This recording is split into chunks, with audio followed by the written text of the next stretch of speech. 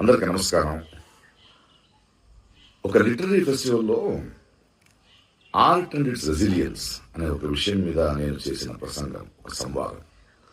దాని నుంచి కొన్ని మాటల్ని మాత్రం తీసుకుని దాన్ని వక్రీకరించి నేనేదో అవతార పురుషుడు శ్రీరాముడిని ఎటకారం చేశానని, హిందూ ధర్మాన్ని హర్ట్ చేసే ఫీలింగ్స్ ఇచ్చానని కొందరు ఊగుతున్నారు.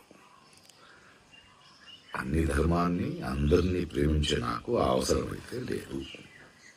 కానీ ధర్మాన్ని మతోన్మాదంతో అడ్డుపెట్టుకొని అసహ్యమైన రాజకీయం చేస్తున్న వాళ్ళని నేను అడిగే ప్రశ్నలకి సమాధానం ఇవ్వలేక కొందరు నన్ను యాంటీ హిందూ ధర్మ విరోధి అని బింబించడానికి ప్రయత్నిస్తున్నారు.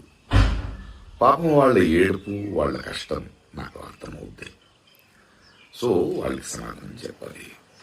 ఇప్పుడు ఏమైందంటే, నేను ఇప్పుడే తమిళనాడు ఎలక్షన్స్ అయిపోయి కొంచెం తోట పనిలో ఉన్నాను.